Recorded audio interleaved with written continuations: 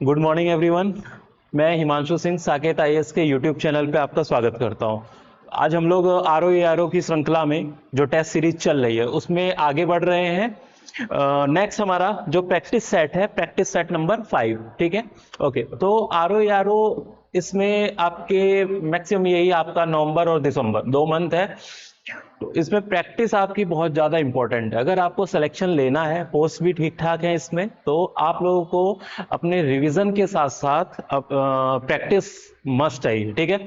जब तक प्रैक्टिस नहीं करेंगे, कॉन्फिडेंस नहीं आएगा, तो इसके लिए आप जीएस हो गया, करंट अफेयर्स हो गया और इवन हिंदी के साथ, ओके, जितना हो सके उतने टेस्ट सीरीज अटेम्प्ट करें, लगाएं, ठीक है। उन सभी पॉइंट्स को रिवाइज करें, जो आपके वीक सेक्शन उनको रिवाइज करें, और जो रिक्वायरमेंट है सिलेबस की उनको सिलेबस टू सिलेबस, मतलब एक पॉइंट टू पॉइंट उसको कवर करना है आपको, ठीक है। इतना आपको काम करना है, ओके, ठीक है। तो हम लोग के साथ बने रहिए। इसमें हम लोग आपका कंप्लीट सेक्शन कवर करने की कोशिश करेंगे और आपको इसमें हिंदी से लेके आपका जीएस और miscellaneous topic, even science tech चल ही रहा है आपका, करंट अफेयर्स भी इसमें इन्वॉल्व किया जाएगा आपका। तो ओवरऑल आपका पूरा सिलेबस जो होगा वो हम टेस्ट के माध्यम से यहाँ पे कवर करेंगे। क्लियर है? ओके, तो चलिए फिर स्टार्ट करते हैं हम लोग। हमारा ज्योग्राफी का सेट नंबर है 5, ओके। इससे पहले 4 सेट आ चुके हैं, आप लोग अगर नहीं देखे हैं तो प्लेलिस्ट में जाके चेक कर सकते हैं। क्लियर है? ओके, चलिए स्टार्ट करते हैं। क्वेश्चन नंबर 1 पर आते हैं सीधे। क्वेश्चन नंबर 1 है भाई आपका कि भारत में पेट्रोलियम का अग्रणी उत्पादक कौन सा राज्य है? क्लियर है? ओके, देखिए पेट्रोलियम के बारे में बात करें, एक इंपॉर्टेंट नेचुरल रिसोर्स है ये आपका, ओके। और इसमें अगर इंडिया में देखें तो यहाँ पे उत्पादन की दृष्टि से 2 क्षेत्र बड़े महत्वपूर्ण है। देखिए, एक होता है अपतट क्षेत्र, एक अनुतट क्षेत्र। अपतटीय क्षेत्र ऑफशोर रीजन कहते हैं जिसको हम लोग, होल्ड ऑन, ऑफशोर, ध्यान से समझिएगा इसको। ऑफशोर, दूसरा हो गया ऑनशोर। ऑनशोर इसको कहते हैं हम लोग अपतट, अपतटीय क्षेत्र यानी जो सागर के अंदर में है, और इसको कहते हैं हम लोग अनुतटीय यानी तट के अंदर यानी स्थल पर, अनुतटीय क्षेत्र। क्लियर भाई? तो यहां पे जो पेट्रोलियम है ना, पेट्रोलियम के मैक्सिमम भंडार और साथ ही साथ उसमें देखिए इसका सबसे ज्यादा उत्पादन होता है ऑफशोर रीजन से, ठीक है। ऑफशोर रीजन का कंट्रीब्यूशन जो है टोटल पेट्रोलियम प्रोडक्शन में लगभग 51.6% के अराउंड आपका पड़ेगा, है ना? ठीक है, क्लियर है भाई?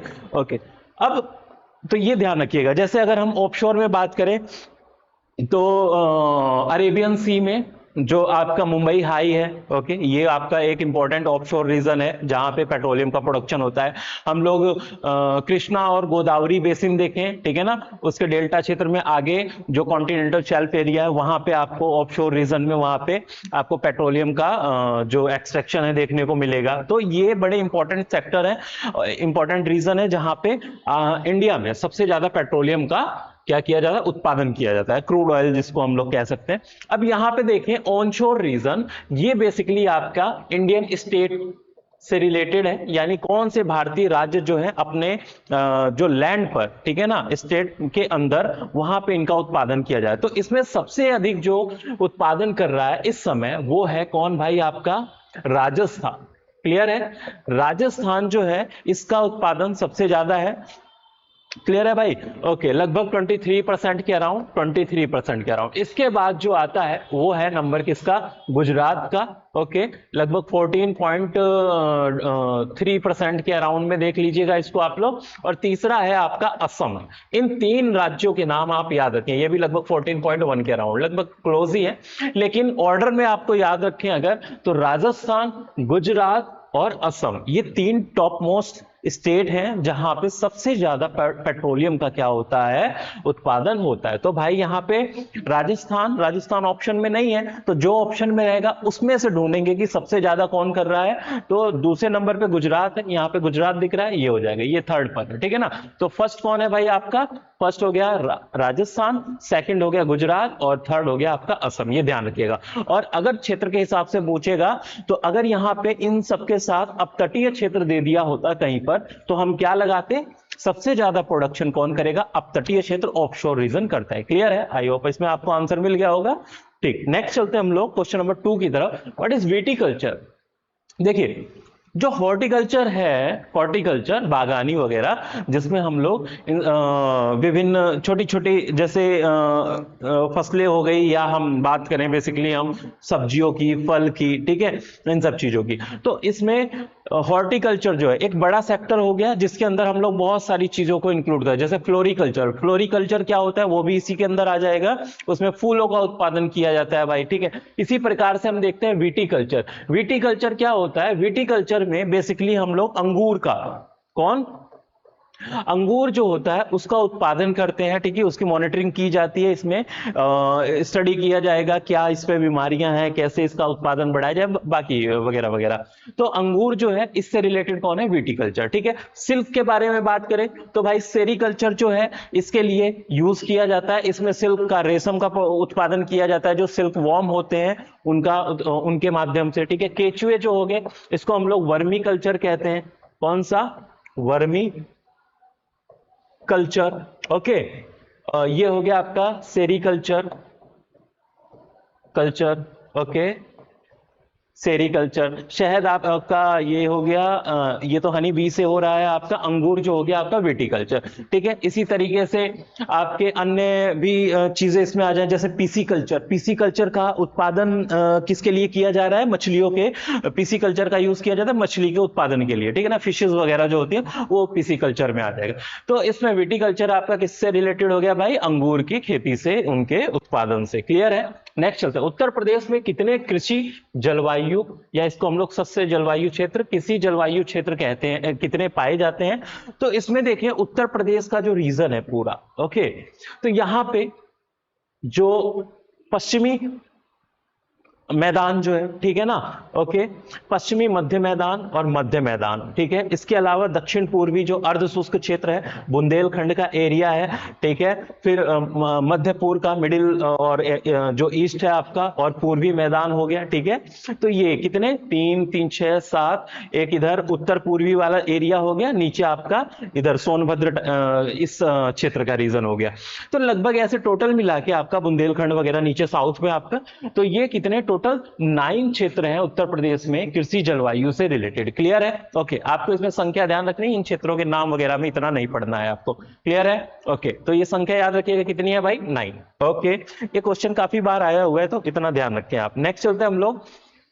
ये नीचे दिए गए हैं भाई कुछ स्थान है और यहाँ पे उनसे रिलेटेड उद्योग है। क्लियर है, ओके। अच्छा, एक क्वेश्चन बड़ा आता रहता है इस पे, जैसे 1 डिस्ट्रिक्ट 1 प्रोडक्ट है, ओडीओपी वाला, आपने पढ़ा भी होगा इसके बारे में, ओके।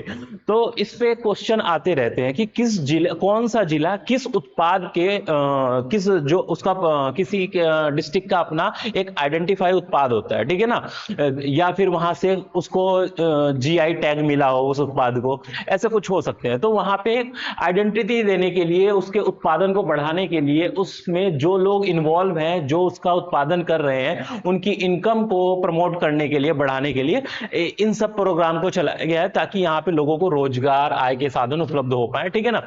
तो ऐसे ही इन स्थानों पे अलग अलग डिस्ट्रिक्ट में अलग अलग उत्पादों को टारगेट रखा गया, ठीक है। तो अब हम बात करते हैं कुछ ऐसे सेलेक्टेड स्थान और यहाँ पे उनसे रिलेटेड उद्योग। जैसे अगर हम बात करें चुर्क, चुर्क, चुनार, ये सब क्षेत्र हैं जो, ये जनरली जो विंध्य वाला रीजन है ना, विंध्य वाला रीजन, उसमें ये पाए जाते हैं, ये क्षेत्र हैं। और विंध्य, ये सब जो रीजन है, यहाँ पे आपके जो कंस्ट्रक्शन मटेरियल होते हैं, ठीक है, जैसे चूना पत्थर वगैरह ये सब हो गया, ये ज्यादा मात्रा में मिलते हैं। क्लियर है।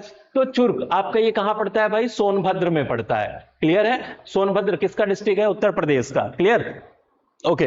तो सोनभद्र में ये एरिया, ये यहाँ पे, और चूना पत्थर मैं बताऊं आपके लिए, तो एक रॉ मटेरियल का काम करता है किस इंडस्ट्री के लिए, जो सीमेंट उद्योग होते हैं, ठीक है ना।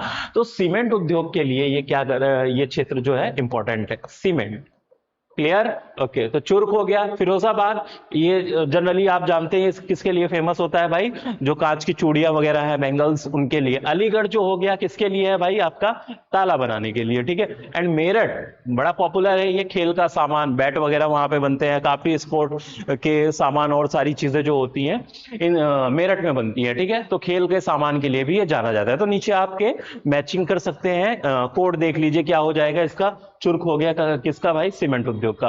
पहले का थर्ड हो गया, third, fourth, okay, 3, 4 answer match कर लीजिएगा। हमने देखिए यहां से बता दे रहा हूं, चुर्क हो गया आपका सीमेंट उद्योग, फिरोजाबाद हो गया आपका चूड़ियां, अलीगढ़ क्या हो गया आपका? ताला, मेरठ हो गया आपका खेल का सामान, ठीक है। आई थिंक इसमें नंबर में कुछ मिस मैचिंग होगी, ठीक है। आप देख लीजिएगा यहां से मिला के। चलो हम नेक्स्ट चलते हैं आगे, आंसर आपको पता चल ही गया होगा। ओके, नेक्स्ट चलते हैं क्वेश्चन नंबर 5 पे। वर्षा की मात्रा निर्भर करती है, ठीक है। देखिए प्रेसिपिटेशन जो वर्षा है वो किसी एक सिंगल चीज पर डिपेंड नहीं करते, बहुत सारे फैक्टर मिला के प्रेसिपिटेशन होता है, ठीक है। जैसे फॉर एग्जांपल अगर हम बात करें, सबसे पहले क्या होगा? टेम्परेचर जरूरी होता है, तापमान। तापमान क्या होगा? लैंड को गर्म कर रहा है या किसी वाटर सरफेस को गर्म कर रहा है। अब जब वहां से गर्म हीटअप करेगा तभी तो वहां से इवेपोरेशन होगा, वाष्पोत्सर्जन होगा। तो जल जो उसके अंदर है, उस लेयर पर है, ठीक है ना, सरफेस पर जो जल है उसके अंदर, वो क्या होगा? भाप बन के ऊपर उठेगा, ठीक है, गर्म हवाओं के साथ। और जब ये गर्म हवाएं हल्की होती हैं, आपको पता है, तो ये गर्म हवाएं जब हल्की होंगी, ऊपर उठेंगी, तो क्या होगा? इन गर्म हवाओं में, और हवा जैसे जैसे गर्म होती जाती है उसकी जो वाटर कंटेन करने की कैपेसिटी होती है या आर्द्रता को ग्रहण करने की जो क्षमता होती है वो बढ़ती जाती है, ठीक है। इस पॉइंट को ध्यान रखिएगा। जो ठंडी हवाएं होती है ना, उनकी आर्द्रता धारण करने की क्षमता कम होती है, इसीलिए ठंडी हवा कैसी होती है? ड्राई होती है, शुष्क होती है, ठीक है। जैसे ठंडियों में जो ड्राई एयर चलती है ना, हमारे एटमॉस्फेयर में ड्राई एयर हो जाती है, तो उसमें नमी बहुत कम रहती है, और नमी कम रहेगी तो हमारी स्किन पे भी मॉइस्चर वगैरह की कमी होने लगती है। तभी तो ये बोरोप्लस, वैसलीन, ये सब ठंडियों में बिकते हैं, गर्मियों में नहीं बिकेंगे, ओके। गर्मियों में क्या होता है? एयर गर्म है, उसके अंदर मॉइस्चर ज्यादा है क्योंकि उसकी कैपेसिटी ज्यादा है भाई। हवा गर्म है तो वो वाटर वेपर को क्या करती है? अपने अंदर स्टोर कर सकती है, तो वो क्या करती है? नमी को बढ़ा देती है। तो इसमें देखें, इस प्रकार से नमी जो होता है, तापमान बढ़ रहा है तो नमी भी बढ़ गई। अब आर्द्रता बढ़ी, अब वायु गर्म है, उसके पास आर्द्रता है, ऊपर उठी हुई है, ठीक है। अब ऊपर एटमॉस्फेयर में अगर उसको आर्द्रता ग्राही नाभिक नहीं मिलेंगे तो भी वर्षा नहीं हो पाएगी, ठीक है ना। तो वो आर्द्रता ग्राही नाभिक के रूप में जैसे dust particle, aerosols, pollutant materials, ये सारी चीजें जो होती है वो क्या करती है? उस जलवाष्प को अपने चारों ओर कंडेंस करा देती है, ठीक है ना। संघनन हो जाता है, और संघनन के बाद वो जो जलवाष्प है, भाप है, वो जल की बूंदों में कन्वर्ट हो जाता है, और ग्रेविटी के कारण वो जमीन पर आके गिरने लगता है, जिससे वर्षा कहते हैं हम लोग। क्लियर है? ओके। तो इसमें हम बात करें वर्षा निर्भर करती है, तो बेसिकली अगर हम देखें तो वायुमंडल की नमी, ठीक है। कई जगह ऐसे हैं जहां पे तापमान वगैरह भी होगा लेकिन नमी नहीं होगी, ठीक है। तो नमी ना होने की वजह से वहां पे वर्षा नहीं हो पाती है, ठीक है। तो ऐसे सिचुएशन में जैसे हम देखें डेजर्ट वगैरह, तापमान हाई है, ठीक है, लेकिन वहां पे मॉइस्चर की कमी, जो वर्षा नहीं हो पाती है, ठीक है। जैसे हम लोग कॉन्टिनेंट के वेस्टर्न एरिया में देखें या ट्रॉपिकल रीजन में, महाद्वीपों के पश्चिमी भागों पे देखें, जो गर्म क्षेत्र है, तो वर्षा नहीं हो पाने, हवा जो है उनके ड्राई होने की वजह से, और उष्ण तो है ही है लेकिन ड्राई है, नमी नहीं मिल रही है, जिसके कारण वहां पे डेजर्ट बन जाते हैं, ठीक है ना। तो यहां पे तापमान से ज्यादा इंपॉर्टेंट किसको माना गया? नमी को माना गया, यानी वायुमंडल में मॉइस्चर को, आर्द्रता को। क्लियर है? ओके, आगे बढ़ते हैं। तो आंसर आपका B. Clear. Next question number 6, लाल सागर एक उदाहरण है, ठीक है। लाल सागर, देखिए जो प्लेट टेक्टोनिक मूवमेंट है, प्लेट विवर्तनिकी सिद्धांत, उसके तहत उसमें एक्सप्लेनेशन दिया गया इन सभी लैंडफॉर्म्स का कि जब दो क्रस्ट यानी दो प्लेटें आपस में दूर जाती हैं, समझिए ऐसे ये दो प्लेटें हैं और ये खिसकती हैं, तो बीच वाला जो एरिया होता है ना इनके बीच का, वो धीरे धीरे क्रैक्स डेवलप होते जाते हैं इनके किनारों पे, जैसे ऐसे। इधर समझे, पहले मान लो ये एक पूरी क्रस्ट है, क्लियर भाई। अब इसके नीचे कोई एक डाइवर्जेंट बाउंड लिम्स क्रिएट हो गई कन्वेक्शन करंट की, संवहनीय धाराओं की, ये मैग्मा है, मैग्मा। अब मैग्मा में संवहनीय धाराएं उत्पन्न होती, ये इधर फोर्स लगा रहा है, ये वाली विंग लिम इधर फोर्स लगा रहा है, तो बीच में से क्या होगा? अब क्या होगा? इसमें ऐसे क्रैक्स पड़ने शुरू हो जाते हैं, ठीक है, इस तरीके से क्रैक्स पड़ने शुरू हो जाते हैं। क्लियर भाई? ओके अब ये वाला हिस्सा जो है नीचे धीरे धीरे धंसता हुआ चला जाता है। ओके और यही आपकी क्या बन जाती है, एक रिफ्ट वैली बन जाती है। और इस वाले एरिया में क्या होता है, जब वाटर एंटर कर जाता है तो वो बेसिन जो होता है आपका एक्सियल बेसिन का रूप ले लेता है, ठीक है ना। और धीरे धीरे जब इनका विस्तार और ज्यादा हो जाता है तो यही द्रोणी क्या होता है, एक महासागर में कन्वर्ट हो जाती है। तो रेड सी जो है, साइंटिस्ट ऐसा मानते हैं कि आने वाले मिलियंस ऑफ ईयर्स में के बाद ये क्या हो जाएगा, एक महासागर का रूप ले लेगा, ये पूरा विस्तारित हो जाएगा, ठीक है ना।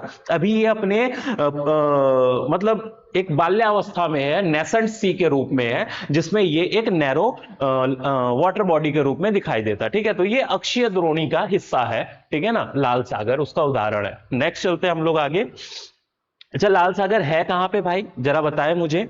ओके इसमें कमेंट में आप आंसर दीजिएगा कि ये दो लाल सागर जो है, ठीक है ना, ये किस दो लैंडफॉर्म्स के बीच में है या किस कॉन्टिनेंट के बीच में। कॉन्टिनेंट बताइएगा, किस महाद्वीप के बीच में है। क्लियर है। ओके नेक्स्ट चलते हैं हम लोग अगले क्वेश्चन पे। क्वेश्चन नंबर 7, निम्नलिखित में से किस यंत्र का भूकंप तरंगों के मापन के लिए प्रयोग किया जाता है। देखिए यंत्र जो है, यंत्र तो बेसिकली हम लोग किसका यूज करते हैं, रिक्टर पैमाने, जो रिक्टर स्केल होता है, ठीक है ना। और रिक्टर स्केल पे क्या होता है, बेसिकली जो रिक्टर स्केल होता है ना, वो आपका जो न्यूटन्स फर्स्ट लॉ है, लॉ ऑफ इनर्शिया, उस पर वो काम करता है। बेसिकली क्या रहेगा, वो ऐसे लटका रहता है, नीचे एक पेपर रहेगा और जो वाइब्रेशन होता है ना वो ऐसे मूव करता है। तो वही जितना एम्पलीट्यूड उस पेपर पे आता है वही उसका मैक्सिमम क्या हो जाएगा, स्ट्रेंथ हो जाएगा। तो रिक्टर स्केल पे इसी एम्पलीट्यूड को नापा जाता है, ठीक है ना। तो ये जो ग्राफ बनता है ना, इसको हम क्या कहते हैं, सिस्मोग्राफ कहते हैं। क्या कहते हैं भाई इसको, सिस्मोग्राफ। और इसका अध्ययन सिस्मोलॉजी कहलाता है। भूकंप का अध्ययन क्या कहलाएगा, सिस्मोलॉजी। तो सिस्मोग्राफ जो है वो इसी के माध्यम से क्या किया जाता है, हम इनका अध्ययन करते हैं और पता करते हैं कि भाई किसी स्थान पे कितनी तीव्रता का भूकंप आया है। वो इन्हीं ग्राफ के जो ये आयाम है इनसे ही पता किया जाता है, एम्पलीट्यूड है उन्हीं से ही पता किया जाता है कि कितनी तीव्रता का भूकंप आया है। क्लियर है। ओके नेक्स्ट चलते हैं हम लोग आगे। अच्छा एक क्वेश्चन और, हम सिस्मोग्राफ वगैरह हो गया, रिक्टर स्केल हो गया, एक स्केल का यूज करते हैं Mercalli scale. Mercalli scale, Mercalli scale क्या है, देखिए मर्केली स्केल का जो प्रयोग होता है बेसिकली ये आपका 1 से लेके 12 तक के स्केल पर बना होता है। इसमें जो ये स्केल डिफाइन करता है ये भूकंप के क्षति को, उसके इफेक्ट को, कि मतलब उसका कितना क्षति हमारे अर्थ पर पड़ा है, यानी जनजीवन को उसने प्रभावित किया है, कितना उसने इंपैक्ट डाला है, ठीक है ना। तो उससे कितने लोगों की जान गई, जान माल की हानि हुई, मर्केली स्केल, इसके माध्यम से हम वो सारी चीजों को कंसिडर करते हैं, ठीक है ना। तो ये ध्यान रखिएगा, यहाँ पे मर्केली स्केल उस इंपैक्ट को बताता है, जबकि जो रिक्टर स्केल है उस तीव्रता को बताता है कि कितनी तीव्रता का भूकंप आया है, ठीक है। अभी रिसेंटली आया था 1-2 दिन पहले दिल्ली में, ठीक है। अगेन ओके तो ध्यान रखें, ये सब आते रहते हैं क्वेश्चन। नेक्स्ट क्वेश्चन नंबर 8, कौन सही सुमेलित नहीं है। बड़ा महत्वपूर्ण क्वेश्चन है भाई। देखिए डेजर्ट और इधर कंट्री दी गई है। डेजर्ट वाले जो क्वेश्चन है आए दिन आते रहते हैं। लास्ट ईयर भी यूपी पीएससी ने, उत्तर प्रदेश लोक सेवा आयोग ने क्वेश्चन पूछा था, वो क्षेत्रफल के आधार पर उन्होंने अरेंज कर दिया था, ठीक है ना। ओके अच्छा, विश्व में सबसे बड़ा डेजर्ट कौन सा है, आप कमेंट में डालिएगा इसको आंसर। यहां पे हम बात करते हैं, आपके सामने 4 डेजर्ट हैं, इधर कंट्री है। सबसे पहले बात करते हैं हम लोग सोनोरन डेजर्ट, फिर तकलामकान, कराकुम और गिब्सन की। देखिए सोनोरन डेजर्ट है कहां, सोनोरन डेजर्ट की बात करें, ये जो डेजर्ट है ये यूएसए और मैक्सिको, कहां पर, यूएसए, उत्तरी अमेरिका जो महाद्वीप है उसमें यूएसए और मैक्सिको, इन दोनों देशों में फैला हुआ है, ठीक है, सोनोरन डेजर्ट। ओके और जो वहां पे आपका एरिजोना प्रांत है ना, वहां से लेके और मैक्सिको तक ये फैला हुआ है, ठीक है। ओके इसका मैं लोकेशन बना दूं, देखिए सोनोरन डेजर्ट जो है इसी के आसपास 2-3 और डेजर्ट है जो आपको जानने के लिए बड़ा महत्वपूर्ण है। ध्यान से देखिएगा इसको, किधर बनाए, इधर बना देता हूं मैं, छोटा सा, थोड़ा सा तिरछ। ओके कुछ रफली ये मैंने नॉर्थ अमेरिका का फिगर बनाया, यहां पे देखें, इधर आपका हो गया भाई मैक्सिको इस तरफ, ओके, यहां पे यूएसए, ऊपर कनाडा, ये आपका अलास्का।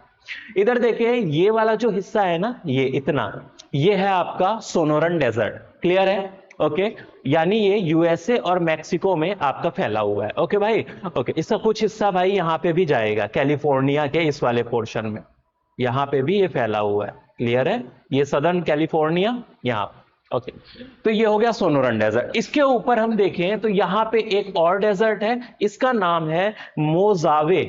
मोजावे डेजर्ट। कौन सा? मोजावे, MOZAVE, मोजावे डेजर्ट, इसके नॉर्थ में। और इसके नॉर्थ में थोड़ा सा इधर चलेंगे तो यहाँ पे एक और डेजर्ट है which is known as great basin desert. Great basin desert. Okay, clear है भाई? ओके, मोजावे डेजर्ट जो है इसी में जो नॉर्थ अमेरिका का है उसका सबसे डीपेस्ट पॉइंट है। कौन सा? Death valley.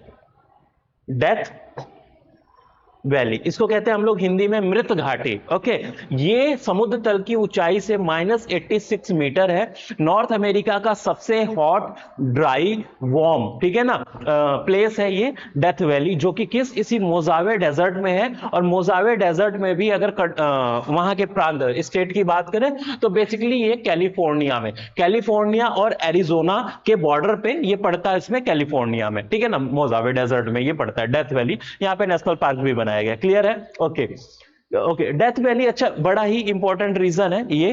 ओके, यहाँ पे टूरिस्ट अट्रैक्शन का भी ये पॉइंट है डेथ वैली। और डेथ वैली एक यहाँ पे सेलिंग स्टोन पाए जाते हैं। ये स्टोन कुछ ऐसे होते हैं कि ये अपने आप मूव करते रहते हैं, ठीक है। जनरली ये घटना सर्दियों के समय में होती है, विंटर्स टाइम में होती है। एक मिस्टीरियस टाइप का मूवमेंट होता है, जो यहाँ के पत्थर होते हैं ना वो स्लाइड करते रहते हैं अपने आप, ठीक है। तो कौन से फोर्सेस उसमें लग रहे हैं, ये सारी चीजें बड़ा मिस्टीरियस, तो इसकी वजह से यहाँ पे टूरिस्ट अट्रैक्शन का पॉइंट बनता है, लोग यहाँ पे जाते हैं, ठीक है। तो यहाँ नेशनल पार्क भी है, डेथ वैली नेशनल पार्क करके। तो ये कौन से डेजर्ट हुए भाई आपके? सबसे ऊपर ग्रेट बेसिन डेजर्ट यूएसए में, मोजावे डेजर्ट यूएसए में, और आपका सोनोरन डेजर्ट यूएसए मैक्सिको में। और इसके नीचे आएंगे मैक्सिको में एक और डेजर्ट है इसी के साउथ में, which is known as Chihuahua. चिहुआ चिहुआ हुआ चिहुआहुआन डेजर्ट। ओके, बड़ा महत्वपूर्ण है, ये भी पूछा गया है। कहां पे है? मैक्सिको में। ओके भाई, मैक्सिको। ओके, तो ये आप 4 डेजर्ट के नाम आपको याद रखने हैं। क्लियर है? चले, तो सोनोरन हो गया आपका का संयुक्त राज्य अमेरिका, सही सुमेलित है। तकला मकान डेजर्ट की बात करते हैं। देखिए तकला मकान जो है, ये जो चाइना है ना, चाइना, ओके, चाइना का जो ये पश्चिमी हिस्सा है, ये वाला हिस्सा, नीचे इंडिया है आपका, और यहां पे ये वाला जो हिस्सा है, इसमें आपका तकला मकान डेजर्ट चाइना के पश्चिमी भाग में पड़ता है, ठीक है ना। ओके, बेसिकली ये जिनजियांग प्रांत जो है चाइना का, उसमें ये पड़ता है। इसी के ऊपर देखिए ये वाला जो डिप्रेशन सा दिख रहा है ना, यहाँ पे एक कंट्री है, इसका नाम है मंगोलिया है। कौन सी कंट्री? मंगोलिया। और नीचे ये है चीन। मंगोलिया और चीन में एक फैला हुआ डेजर्ट है जिसका नाम क्या है भाई? गोबी। गोबी मरुस्थल जो है एक यहां पे है, और यहां पे आपका है तकला मकान डेजर्ट। क्लियर है? इन दोनों डेजर्ट के नाम याद रखें। नेक्स्ट है आपका कराकुम डेजर्ट। कराकुम बड़ा इंपॉर्टेंट डेजर्ट है। सेंट्रल एशिया जो है, सेंट्रल एशिया में बेसिकली 5 कंट्री आती हैं आपकी, जिसके पीछे तान लगा हुआ है, जैसे तुर्कमेनिस्तान, कजाकिस्तान, किर्गिस्तान और ताजिकिस्तान, ठीक है ना, और उज्बेकिस्तान। ये 5 कंट्रीज जो है ये सेंट्रल एशिया की कंट्री कही जाती है। इन सेंट्रल एशियन कंट्री में जो आपका कौन? तुर्कमेनिस्तान है। तुर्कमेनिस्तान,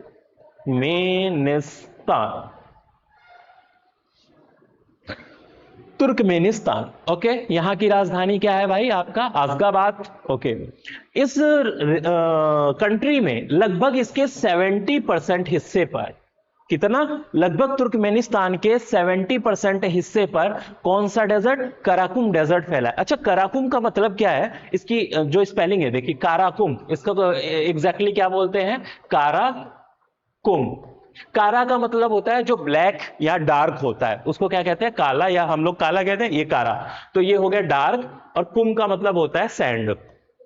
ठीक है। तो रीजनल लैंग्वेज में ये लोग डार्क सैंड, ओके, और इसी का नाम है काराकुम डेजर्ट। तो यहाँ पे तुर्कमेनिस्तान में ये फैला हुआ है, ठीक है। और जो अज़गाबाद है, अज़गाबाद से यहाँ लगभग इसके सेंटर से लगभग कितना 60 किलोमीटर अराउंड इतना पड़ता होगा, ठीक है। यहाँ काराकुम डेजर्ट की बात करें तो काराकुम डेजर्ट में इसके नॉर्थ से, इसके उत्तर से एक नदी जाती है जिसका नाम है भाई अमू दरिया, अमू दरिया, ओके। बड़ी इंपॉर्टेंट रिवर है सेंट्रल एशिया की। ये दो नदियों के नाम ध्यान रखिएगा। उत्तर में इसके ऊपर एक नदी बहती है, उसका नाम है सिर दरिया, जो कि अरल सी में गिरती है, नॉर्थ अरल सी में, ओके। और इसके दक्षिण में है जो कि इस कराकुम डेजर्ट से होके जाती है, ठीक है, उसका नाम है अमू दरिया। ये भी जाके अरल सी में गिरती है, साउथ अरल सी में। क्लियर है? अरल सी एक यहाँ पे लेक है सेंट्रल एशिया में, ठीक है, और उसी में जाके ये आपकी मिलती है। क्लियर? ओके। तो अमू दरिया यहां से बहने वाली एक इंपॉर्टेंट रिवर है कराकुम डेजर्ट से, ये तुर्कमेनिस्तान में पड़ता है, ठीक है ना? ओके। अब आगे हम बात करते हैं गिब्सन डेजर्ट की। गिब्सन डेजर्ट जो है, तो ये तुर्कमेनिस्तान, ये भी आपका सही है, ये भी सही। गिब्सन डेजर्ट कहां पे? देखिए गिब्सन डेजर्ट जो है, हम बात करें अगर ऑस्ट्रेलिया के पश्चिमी भाग की, ऑस्ट्रेलिया जो है बड़ा इंपॉर्टेंट एरिया है, ठीक है।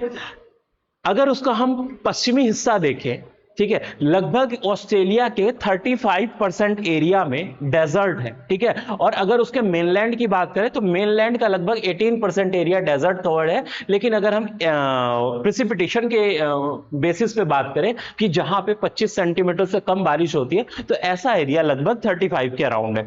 तो ऐसे इस पूरे एरिया में क्या फैला हुआ है भाई आपका, इसको क्लियर कर देता हूं। यहां पे देखें, ये आपका ऑस्ट्रेलिया हो गया, ठीक है भाई, ओके। इसका ये पूरा पश्चिमी हिस्सा डेजर्ट से भरा हुआ है। क्लियर है? तो इसी डेजर्ट में हम बात करें, ऑस्ट्रेलिया का जो सबसे बड़ा डेजर्ट है उसका नाम है भाई क्या? ग्रेट, ध्यान से देखिएगा इसको, ग्रेट विक्टोरिया डेजर्ट, विक्टोरिया मरुस्थल, ओके। क्लियर है? ये सबसे बड़ा डेजर्ट है, मैं इसको लिख दे रहा हूं नंबर 1, ओके। इसके बाद चलते हैं, इससे बड़ा जो डेजर्ट है उसका नाम क्या है? इससे बड़ा जो डेजर्ट है वो है आपका great sandy desert, great sandy desert, okay. अभी रिसेंटली जो यूपीपीसीएस का एग्जाम लास्ट वाला हुआ था, उसमें शायद इसी के बारे में पूछा था सर, ओके। ग्रेट सैंडी ये सेकंड पोजीशन पर है, ठीक है। और इसके बाद आएगा आपका, यहां पे दो और मरुस्थल हैं, ठीक है। तीसरे पे कौन है भाई? यहां पे तानामी डेजर्ट, TANAMI, तानामी डेजर्ट, ये भी बड़ा महत्वपूर्ण है, तानामी। और यहां पे अगला है सिम्पसन, SIMPSON, सिम्पसन डेजर्ट, ठीक है। ये हो गया आपका थर्ड नंबर पे, और ये हो गया फोर्थ। ये थर्ड फोर्थ क्या है, ये एरिया वाइज में लिख रहा हूं, ठीक है। और पांचवें नंबर पे जो है आपका यही है, इसका नाम है गिब्सन मरुस्थल, ठीक है। तो गिब्सन डेजर्ट देख रहे हैं, इसके उत्तर में कौन है? Great Sandy. दक्षिण में कौन है? विक्टोरिया। इसके नॉर्थ ईस्ट में कौन है? तानामी डेजर्ट। इसके साउथ ईस्ट में कौन है? सिम्पसन डेजर्ट, ठीक है, ओके। और ये पूरा किसमें है आपका? पश्चिमी ऑस्ट्रेलिया में पड़ता है, वेस्टर्न ऑस्ट्रेलिया में पड़ता है। क्लियर है? ओके। तो ऑस्ट्रेलिया के सबसे ड्राइएस्ट डेजर्ट में से ये एक है, ओके। और एरिया के हिसाब से किस नंबर पे आएगा भाई? 5th पे आएगा। तो ऑस्ट्रेलिया का सबसे बड़ा विक्टोरिया हो गया, और सबसे छोटा हो गया गिब्सन डेजर्ट। और गिब्सन आपका और ब्राजील में नहीं है, कहां पे है? ऑस्ट्रेलिया में। तो आंसर आपका डी सही हो जाए। क्लियर है भाई? ओके, नेक्स्ट चलते हैं हम लोग आगे। अच्छा, एक बड़ा महत्वपूर्ण क्वेश्चन पॉइंट है, ध्यान दीजिए। ये कराकुम डेजर्ट है ना, यहां पे आया, तो मैं बता दूं आपको, कराकुम डेजर्ट है, उसमें एक क्रेटर है, उसका नाम है दरवाजा क्रेटर, CRATER, क्रेटर। ये क्रेटर क्या होते हैं? ये क्रेटर एक तरीके के लैंड पे, जैसे कोई वॉल्केनिक माउंटेन है, उसका बीच का हिस्सा नीचे धंस गया है ना, और तो इस तरीके से कैसा बन गया? एक ऐसा स्ट्रक्चर बन गया, ठीक है भाई, ऐसा, ठीक, बीच में काफी अंदर गड्ढा, काफी गहरा गड्ढा है जिसमें पानी वानी भर जाता है, वर्षा का जल वगैरह एटसेट्रा, तो उसमें एक लेक टाइप की बन जाती है, ये क्रेटर है आपका। क्लियर है? ओके। जब ये ऊपर वाला माउथ जो है काफी चौड़ा हो जाता है, जब ज्यादा टूट जाता है, मान लो इसकी चौड़ाई ज्यादा बढ़ गई, ऐसा हो गया, तो इसी को हम लोग कॉल्डेरा कह देते हैं। ठीक है ना? ये क्रेटर, ये कॉल्डेरा। कॉल्डेरा का मुंह काफी बड़ा चौड़ा होता है, क्रेटर थोड़ा कम कीप टाइप का होता है। ओके। अब देखिए यहाँ पे दरवाजा क्रेटर है, ये ऑयल एंड नेचुरल गैस का डिपॉजिट यहाँ पे बहुत ज्यादा मिलता है। प्राकृतिक गैस जो है, नेचुरल गैस जिसमें मेथेन वगैरह ये सब सारी चीजें, और ऑयल, ये यहाँ पे बहुत ज्यादा मिलता है। और इसका लगभग 1971 के अराउंड में ये यहाँ पे इसमें फायर दिखाई देने लगे। ठीक है ना? आग जलने लगी। ठीक है। और ये जो क्रेटर है, ये रात के समय में पूरे डेजर्ट में अंधेरा है और बीच में ये क्रेटर दिखाई दे रहा है एकदम, जो काराकोरम डेजर्ट है उसके मिड में ये पाया जाएगा, वहां पे ये जलता हुआ दिखाई देता है क्रेटर। ठीक है। तो इस दरवाजा क्रेटर को क्या कहते हैं? गेट ऑफ हेल कहते हैं, नर्क का द्वार भी कहते हैं। ठीक है। अभी रिसेंटली ये न्यूज में भी था, एक टूरिस्ट पॉइंट है ये भी, यहाँ पे लोग जाते हैं देखने इसको, गेट ऑफ हेल। ओके, तो इसको ध्यान रखेंगे। ये कहां पे है? इसी काराकोरम डेजर्ट में, तुर्कमेनिस्तान में। चले भाई आगे चलते हैं हम लोग। पृथ्वी की सतह, क्वेश्चन नंबर 9, पृथ्वी की सतह का वह भाग जिस पर भूकंपीय तरंगों को सर्वप्रथम रिकॉर्ड किया जाता है, क्या कहलाता है? ठीक है। देखिए, भूकंपीय तरंगों की अगर हम बात करें भाई, सिंपल सा, यहां पे देखें,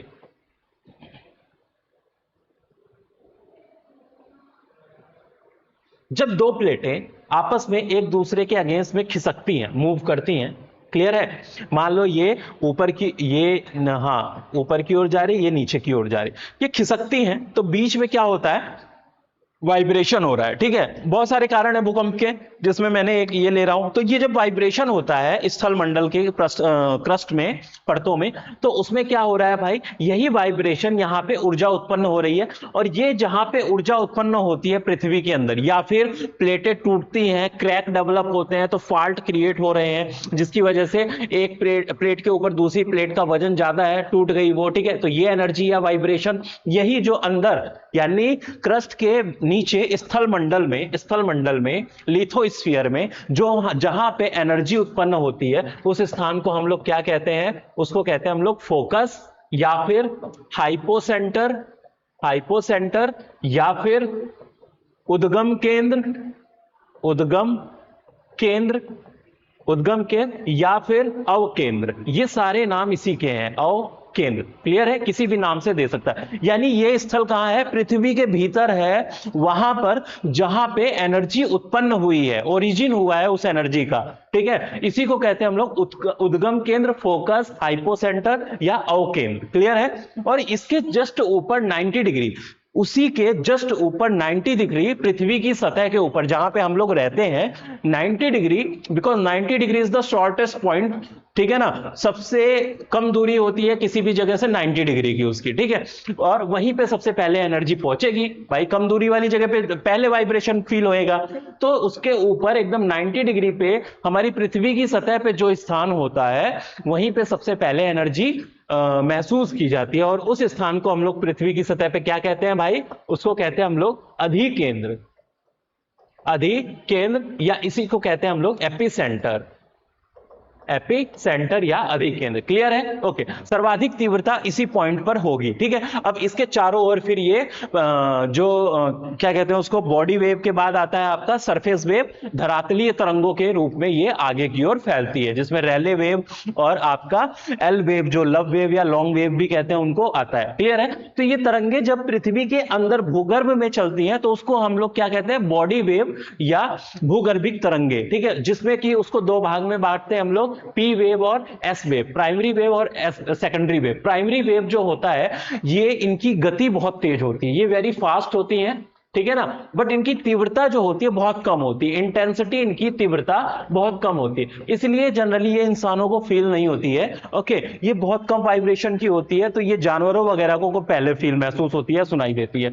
जबकि सेकेंडरी वेव कुछ समय बाद आता है, इसकी स्पीड इससे स्लो होती है और लेकिन इसकी तीव्रता इससे ज्यादा होती है, तो इसकी तीव्रता इससे ज्यादा हो। और जो इसके बाद आता है, जब सतह पे ये तरंगे चलती हैं, ओके, तो उसको हम लोग कहते हैं सतही तरंगे या धरातलीय तरंगे, ठीक है। और ऐसी तरंगे बहुत खतरनाक होती हैं और उन्हीं से सबसे ज्यादा डिस्ट्रक्शन होता है। क्लियर है? ओके, आगे बढ़ते हैं।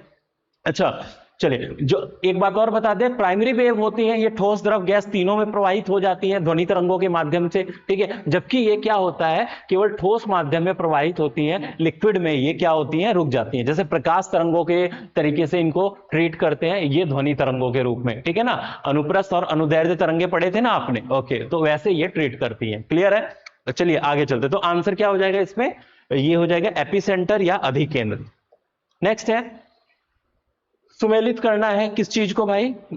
अच्छा, यहाँ पे देश दिए गए हैं, ये सेंट्रल एशियन देश है, ओके, और यहाँ पे उनकी राजधानियां हैं। तो बताएं जरा, उज्बेकिस्तान की राजधानी क्या है भाई?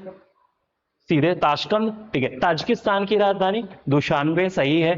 किर्गिस्तान की राजधानी क्या है? बिश्केक, सही है ये भी।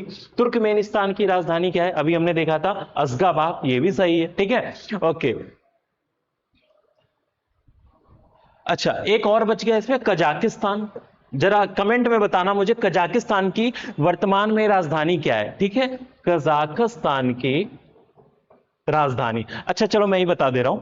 कजाकिस्तान की राजधानी 2019 में वहां के एक जो फॉर्मर प्रेसिडेंट थे, ठीक है, नूर उल सुल्तान, उनके नाम पर क्या कर दिया गया था, चेंज कर दिया गया था, और कजाकिस्तान की राजधानी को चेंज करके नूर उल सुल्तान के नाम से रख दिया गया था। क्लियर है? ओके, पहले नाम था उसका अस्ताना, अस्ताना, और 2019 में इसको चेंज कर दिया गया, तो मार्च 2019 में इसको चेंज कर दिया गया, ठीक है, उनके सम्मान में। 2022 में अगेन इसको चेंज किया गया और पुनः नूर उल सुल्तान जो था, नूर सुल्तान, उस नाम को चेंज करके क्या कर दिया गया, अस्ताना कर दिया गया, ठीक है। तो कजाकिस्तान की वर्तमान में राजधानी का नाम क्या है भाई? अस्ताना है, ठीक है, ध्यान रखिएगा। तो आंसर आपका 1 2 3 4 ऑप्शन ए सही हो जाएगा। चले आगे चलते हैं हम लोग। क्वेश्चन नंबर 11, कौन सी महासागरीय धारा हिंद महासागर से संबंधित है? ठीक है, हिंद महासागर, इधर देखिए आपका कौन है भाई? अफ्रीका है, ठीक है, ओके। चले यहां पे आपका, अरे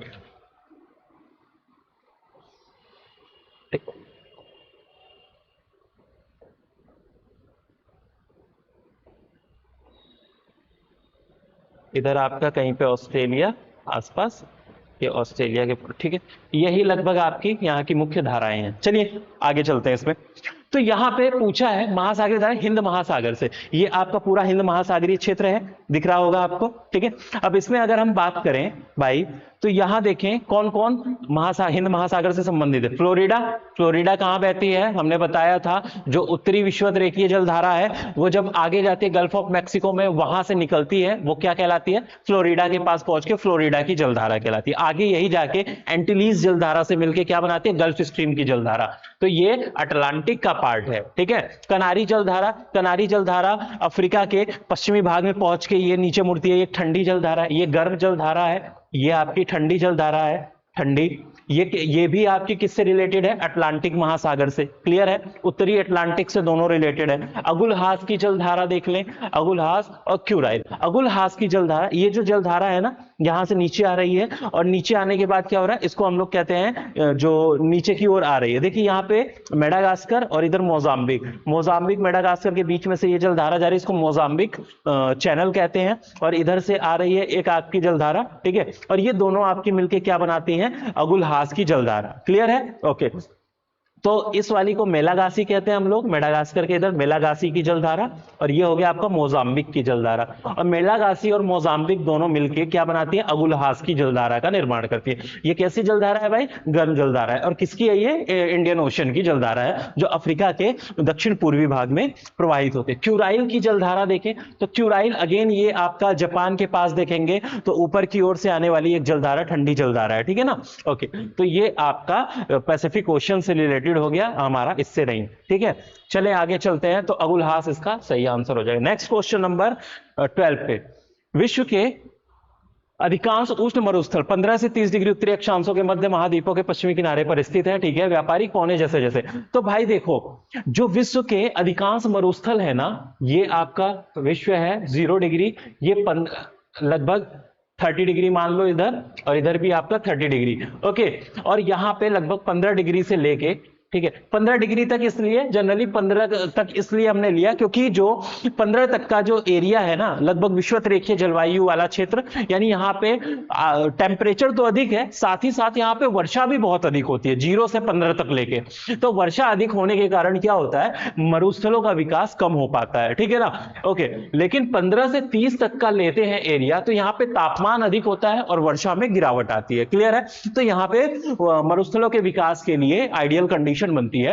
तो 15 से 30 उत्तर से दक्षिण की ओर अगर हम पूरा लें, तो उत्तरी अक्षांश और दक्षिणी अक्षांश के मध्य ये क्या होगा, यहां पे अधिकांश उष्ण मरुस्थल आपके विश्व में पाए जाते हैं। बिल्कुल सही बात है ये।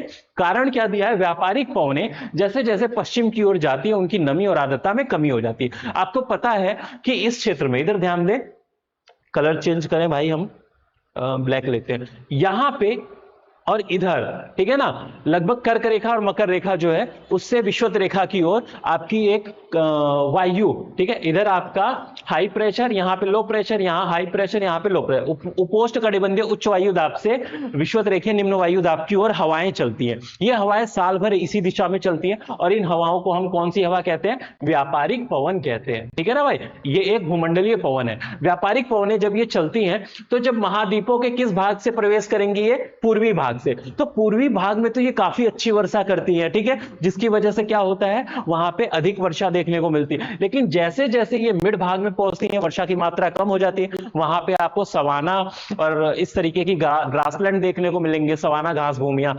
और जब पश्चिम में ये पहुंचती हैं, तो इनकी आर्द्रता में और ज्यादा कमी आ जाती है, वर्षा की मात्रा 25 सेंटीमीटर एनुअल रेनफॉल से भी कम हो जाती है, और परिणाम स्वरूप महाद्वीपों के पश्चिमी भागों पे आप क्या मिलने लगते हैं, वर्षा की कमी के कारण मरुस्थलों का विकास देखने को मिलता है, ठीक है। तो ये पश्चिम की ओर जैसे जैसे जाते हैं, नमी में कमी, आर्द्रता में कमी आ जाती है। ये भी इसका कारण है कि इसलिए यहां पे मरुस्थलों का विकास। तो कथन कारण भी सही है और व्याख्या भी करते हैं। तो आंसर आपका क्या हो जाएगा भाई, आंसर हो जाएगा आपका ए। चलिए आगे चलते हैं हम लोग। कौन देश बाल्टिक सागर के तट पर स्थित नहीं है। देखिए बाल्टिक सी बड़ा इंपॉर्टेंट एरिया है। यहां पे अगर हम देखें इस तरीके से, यहां पे है आपका स्वीडन, स्वीडन, इधर हो गया आपका फिनलैंड। अभी कंट्री के नाम देखें फिर बात करते हैं हम लोग। फिनलैंड, यहां पे रसिया, इधर okay, Estonia, Latvia, Lithuania, Lithuania, okay. नीचे थोड़ा सा रशियन फेडरेशन हो गया, रसिया। यहां पे आपका हो गया पोलैंड, पोलैंड, और ये हो गया आपका बाल्टिक, बाल्टिक सी, ओके। और यहां पे ये नॉर्वे इधर है आपका, नॉर्वे, ओके। और ये अंदर काफी क्लोज है। बाल्टिक सी को इधर नॉर्थ सी पड़ जाएगा। एक नहर जोड़ती है, कौन सी नहर, कील नहर, कील नहर बाल्टिक को नॉर्थ सी से जोड़ती है, क्लियर है। अब देखें ये वाला जो एरिया है ना, ये वाला, इसको हम लोग कहते हैं बोथनिया की खाड़ी। कौन सी खाड़ी, बोथनिया की खाड़ी, ओके। ये है बाल्टिक नेशन। बाल्टिक नेशन में आपका एस्टोनिया, लाटविया, लिथुआनिया, ये हो गए। अब बाल्टिक सी जो है, इसके चारों ओर देखो कौन कौन से देश सीमा बना रहे हैं। नॉर्वे नहीं बना रहा है, नॉर्वे इधर है। स्वीडन है आपका, बना रहा है। फिनलैंड है, बना रहा है। रसिया है, ये वाला एरिया रसिया का पड़ेगा, और रसिया यहाँ पे भी टच कर रहा है नीचे, तो रसिया भी टच कर रहा है। एस्टोनिया पड़ रहा है, ठीक है। इधर पीछे बुल्गारिया पड़ेगा, तो बुल्गारिया पीछे हो गया। एस्टोनिया है, लाटविया है, लिथुआनिया है, ठीक है। और पोलैंड, पोलैंड भी है, ठीक है। तो इसमें कौन हो गया भाई आपका, नॉर्वे वाला जो एरिया है वो गलत हो जाएगा, बाकी तो ये सही है। तो कौन नहीं है पूछा है ना, तो ऑप्शन डी सही हो जाए, क्लियर है। तो ये ध्यान रखिएगा आप लोग क्या क्या है, ठीक है। चलिए, तो ये गल्फ ऑफ बोथनिया हो गया, यहाँ पे रसिया और फिनलैंड के बीच में गल्फ ऑफ फिनलैंड हो गया, ठीक है। ये सारी चीजें आपको ध्यान रखनी है। आगे बढ़ते हैं भाई हम लोग, नेक्स्ट चले। वायुमंडल में प्रकाश के प्रसार का क्या कारण है। तो प्रकाश का प्रसार, देखिए ये एक इफेक्ट है जिसको हम लोग किस नाम से जानते हैं, टिंडल, टिंडल प्रभाव, टिंडल प्रभाव ये क्या कहता है, ये समझिएगा। यदि किसी प्रकाश की तरंग दैर्ध्य क्या हो, अधिक हो, ओके, तो ये ऐसा प्रकाश क्या होगा, वो कम रिफ्लेक्ट होगा, रिफ्रैक्ट होगा, और वो काफी दूर तक जाएगा, ठीक है। यानी उसका जो ट्रांसमिशन होगा ना, उसका ट्रांसमिशन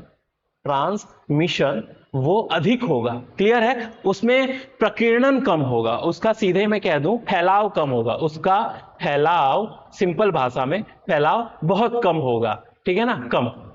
और जब किसी का तरंग दैर्ध्य कम होता है तो उसका फैलाव क्या होगा भाई, अधिक होगा। सिंपल सा फंडा है, इसी नियम को हम कहते हैं टिंडल इफेक्ट, क्लियर है। ओके, आगे चलते हैं हम लोग। प्रकाश, वायुमंडल में प्रकाश के प्रसार, जब वायुमंडल में सनलाइट जैसे आ रही है, ठीक है, और सनलाइट जब हमारे एटमॉस्फेयर में एंटर करती है और निचले वायुमंडल में आती है, तो यहाँ पे बहुत सारे धूल के कण मौजूद होते हैं। उन धूल के कणों से जब सनलाइट टकराती है ना, तो उसमें सनलाइट में आपको पता है 7 कलर है, कौन कौन से, VIBGYOR, विबग्योर, ओके, जिसमें वॉयलेट और रेड। इसकी रेड की बात करूं मैं, रेड का जो तरंग दैर्ध्य होता है वो क्या होता है, कम या ज्यादा। रेड का तरंग दैर्ध्य जो होता है भाई वो ज्यादा होता है, लैम्डा बहुत अधिक होता है और इसका लैम्डा बहुत कम होता है। अब लैम्डा कम है तो इसका फैलाव ज्यादा होगा, ठीक है। तो इसी वजह से क्या होता है, जब ये लैम्डा कम होता है, इन डस्ट पार्टिकल से टकराता है, तो ये फैल जाता है, जिसकी वजह से हमें स्काई कैसा दिखाई देने लगता है, ब्लू दिखाई देने लगता है, ठीक है ना। यही आपका टिंडल इफेक्ट कहलाता है। प्रकाश के प्रसार का कारण क्या है, तो ये धूल के कण, डस्ट पार्टिकल जो है, यही मेन कारण है, क्लियर है। तो आई होप आपको ये समझ में आया होगा। नेक्स्ट चलते हैं हम लोग आगे, क्वेश्चन नंबर, ठीक है। किस फसल का उत्तर प्रदेश में, भारत में सर्वाधिक उत्पादन होता है, ठीक है। तो इसमें देखिए गेहूं के उत्पादन में हम बात करें, लगभग गेहूं में यूपी जो है 34%, इंडिया में जितना टोटल गेहूं का प्रोडक्शन हो रहा है, आई थिंक उसका 34% उत्पादन अकेले कौन कर रहा है, यूपी कर रहा है। लेकिन उत्पादकता के मामले में देखिए दो शब्द होते हैं, उत्पादन और उत्पादकता। उत्पादन होता है कि टोटल, यानी किसी क्षेत्र से कितना किया गया, ठीक है, या किसी राज्य से कितना किया गया कुल मात्रा में। और उत्पादकता होती है कि किसी एरिया से कितनी अधिक मात्रा में किया गया है। यानी जैसे एक खेत से, ठीक है ना, एक खेत से हमने 10 किलो उत्पादन किया, ठीक है, और वहीं पे 4 खेत से हमने 20 किलो उत्पादन किया, तो उत्पादकता में एक खेत से 10 किलो का उत्पादन किया ये ज्यादा है, और उत्पादन में जहां पे 4 खेत से 20 किलो उत्पादन किया वो ज्यादा है, ठीक है ना। तो उत्पादकता में पंजाब जो है वो टॉप पे है, उत्पादन में आपका गेहूं में उत्तर प्रदेश, ठीक है। इसके अलावा गन्ना में भी हम लोग यूपी को टॉप में देखते हैं, ठीक है, चीनी वगैरह ये सब में उत्पादन में यूपी टॉप पे है, ठीक है ना, दूध वगैरह में भी यही है, ठीक है। तो और आप बाकी देख लीजिएगा उत्तर प्रदेश किन किन उत्पादों में टॉप पर है, क्लियर है। तो आंसर है इसका गेहूं। आगे चलते हैं हम लोग। भारत की निम्न झीलों में असम में कौन अवस्थित है। हमीरसर लेक की बात करें भाई, हमीरसर लेक कहां पे है, इसको हिरमरसर लेक भी कहते हैं। ये आपका अरुणाचल प्रदेश में अवस्थित है, ठीक है, हमीरसर लेक, ओके, सॉरी एक मिनट, हाँ हमीरसर अरुणाचल प्रदेश नहीं है, ये आपका वो साला लेक है, सेला, ओके। हमीरसर लेक ये आपका कच्छ का जो एरिया है, ठीक है ना, उसका स्पेलिंग गलत दी गई है, ठीक है, उसका नाम है हिरमरसर लेक, ठीक है ना। यहाँ पे हमीरसर ना करके HIR, हिरमरसर लेक, अब सही है ये, ठीक है, थोड़ा सा नाम कंफ्यूज। तो हिरमरसर लेक की बात कर रहे हैं। देखिए ये जो गुजरात है, गुजरात में एरिया है भुज एरिया, ठीक है, भुज में ये हिरमरसर लेक अवस्थित है। वहां पे भुज स्टेशन है, वहां से लगभग 6 किलोमीटर के डिस्टेंस पर ये आपको पड़ेगा हिरमरसर लेक, क्लियर है। तो ये वहां की एक झील हो गई। कोलेरू झील के बारे में आप जानते ही हैं, बड़ी इंपॉर्टेंट झील है, ये फ्रेश वाटर लेक है, और कहाँ की है ये, आंध्र प्रदेश की है, आंध्र प्रदेश की है। सेला लेक जो है ये है आपका SELA कहते हैं इसको, सेला लेक, और सेला वहां पे पास भी है, दर्रा भी है, ये है अरुणाचल प्रदेश में, अरुणाचल प्रदेश में, ठीक है ना। और चपनाला लेक जो है भाई ये है आपका असम में, क्लियर है। तो असम में ये हो गया आपका सही आंसर डी, ठीक है, ओके। तो हिरमरसर गुजरात, भुज, कोलेरू आंध्र प्रदेश, सेला अरुणाचल प्रदेश, चपनाला असम, ये आंसर सही हो जाएगा आपका। नेक्स्ट चलते हैं 17 पे, पतरातू। देखिए कुछ यहाँ पे केंद्र दिए गए हैं, ये ऊर्जा केंद्र हैं, और यहाँ पे दिए गए हैं किस ऊर्जा से रिलेटेड है। पतरातू की बात करें, देखिए पतरातू क्या है, ये झारखंड, इसमें ऑप्शन, अच्छा सुमेलित नहीं है पूछा है ना, ठीक है। पतरातू ये कहां पे है भाई, पतरातू है आपका झारखंड में, झारखंड में, ठीक है। तापीय ऊर्जा थर्मल पावर से रिलेटेड है। झाकरी की बात करें, झाकरी जो है नाप्था झाकरी, नाप्था और झाकरी, ये पूरा नाम है इसका। ये और ये जो प्रोजेक्ट है ये 2004 में कमीशन किया गया था, 2005 में मनमोहन सिंह गवर्नमेंट द्वारा इसको राष्ट्र को समर्पित किया गया था। ये है सतलज रिवर पर, सतलज रिवर पे। और कहाँ पे है भाई ये? हिमाचल प्रदेश में। तो ये हो गया आपका हिमाचल प्रदेश में। कलपक्कम आप जानते हैं न्यूक्लियर रिएक्टर, ओके, नाभिकीय ऊर्जा के लिए, तमिलनाडु हो गया। और कोरबा छत्तीसगढ़, कोरबा छत्तीसगढ़ कोयला वगैरह के लिए बड़ा फेमस है ये, तो विंड के लिए। तो इसमें ऑप्शन में दिया है क्या? ऑप्शन इसमें नहीं दे रखा है ना इन्होंने, हाँ ठीक है। तो कौन सुमेलित नहीं है? तो पवन ऊर्जा के लिए नहीं, ये तो ऊर्जा के सोर्स है, लेकिन पवन ऊर्जा के लिए कोरबा, छत्तीसगढ़ में ऐसी कोई लोकेशन नहीं है विंड एनर्जी के लिए, ठीक है। कोरबा इसके लिए नहीं फेमस है। तो आंसर हो जाएगा आपका डी। आगे बढ़ते हैं हम लोग क्वेश्चन नंबर 18 पे। हीट वेव के बारे में दिया है क्वेश्चन इस पे। यदि किसी मैदानी इलाके का अधिकतम तापमान कम से कम 30 डिग्री या इससे अधिक तक पहुंच जाए तो उसे हीट वेव माना जाता है। अच्छा, दूसरा है यदि किसी पहाड़ी इलाके का अधिकतम तापमान कम से कम 40 डिग्री, तो ये भाई उल्टा दे दिया इन्होंने। यहां पे मैदानी इलाकों का तापमान ज्यादा होता है, पहाड़ी इलाकों का कम होता है। ऐसे में मैदानी इलाकों का तापमान 30 नहीं बल्कि 40 डिग्री या इससे अधिक होता है, तब उसको हम हीट वेव मानते हैं अकॉर्डिंग टू आईएमडी, ठीक है ना, भारतीय मेट्रोलॉजिकल, इंडियन मेट्रोलॉजिकल डिपार्टमेंट, भारतीय मौसम विभाग की डेफिनेशन के अनुसार है ये। वो हीट वेव क्या मानता है कि मैदानी क्षेत्रों में अगर तापमान 40 डिग्री या उससे अधिक है तब हम उसको क्या मानेंगे? हीट वेव मानेंगे। और पहाड़ी क्षेत्रों में अगर तापमान 30 डिग्री या उससे अधिक पहुंचता है तो उसको हम हीट वेव मानेंगे। क्लियर है? तो आंसर क्या हो जाएगा? न 1 न 2। क्लियर? आगे बढ़ते हैं हम लोग। क्वेश्चन नंबर 19, ग्लोब पर 1 डिग्री के अंतराल पर खींची गई अक्षांश रेखाएं कितनी है? बताएं जरा। बड़ा ट्रिकी क्वेश्चन है, सिंपल सा है। देखिए ये ग्लोब है हमारा, ये 0 डिग्री की लाइन है, ठीक है। इसने पूछा 1 डिग्री के अंतराल पे, यानी अब यहां से हम काउंट करें 1 2 3 4 5 6 अप टू 90। 90 वाला जो है वो 90 एकदम बिंदु है, टॉप पर है पोल, उत्तरी जो ध्रुव है, तो उत्तरी ध्रुव वाला जो पॉइंट है वो कोई लाइन नहीं है, अक्षांश रेखा नहीं, बल्कि एक बिंदु है। इसी तरीके से नीचे भी एक बिंदु है, दक्षिणी ध्रुव। तो यहां पे कितनी लाइन हो गई? 1 से लेके 89 तक। 89 ऊपर हो गया और 89 नीचे हो गया, ठीक है ना। और भाई आपका एक हो गया 0 डिग्री वाला, तो कितना हो गया? 9 9 18 और 1 19 के 9 का 8 8 16 और 1 17, 179, ठीक है। तो कितनी कितनी 1 डिग्री के अंतराल पे कितनी अक्षांश रेखाएं होंगी? 179 होंगी, ठीक है ना। ओके, 90 डिग्री ध्यान रखिएगा, दोनों पॉइंट है, अक्षांश रेखा वहां पे नहीं है। ओके, ब्रह्मांड में ये पत्थर नहीं है, ये है पल्सर, पल्सर, ओके, मिसप्रिंट है। ब्रह्मांड में पल्सर क्या है? पल्सर का नाम आपने सुना होगा। पल्सर बेसिकली एक तरीके से क्या है? न्यूट्रॉन स्टार है। क्या है भाई? Neutron star. न्यूट्रॉन स्टार क्या होते हैं? न्यूट्रॉन स्टार एक तरीके का ऐसा सुपर जिएंट स्टार है जो अपनी मृत अवस्था में, मतलब मर चुका है, अब उसमें क्या हो रहा है, उसका जो कोर है ना वो कोलैप्स हो रहा है और उसमें इतनी ज्यादा मैग्नेटिक इंपल्स निकल रही है, एनर्जी रेडिएशन निकल रहा है, और वो रेडिएशन जो है पल्स के माध्यम में रेगुलर इंटरवल पे निकल रहा है, ठीक है ना।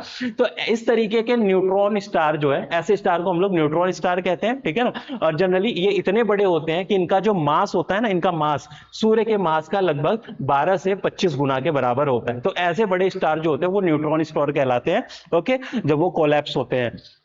तो ऐसे स्टार जब हमारे कहीं गैलेक्सी में कहीं मूव करते हैं तो उनको क्या कहते हैं हम लोग? पल्सर कहते हैं। पल्स, रेडिएशन पल्स के निकलने के कारण। तो ये क्या है भाई? आपके घूमते न्यूट्रॉन तारे हैं, ठीक है।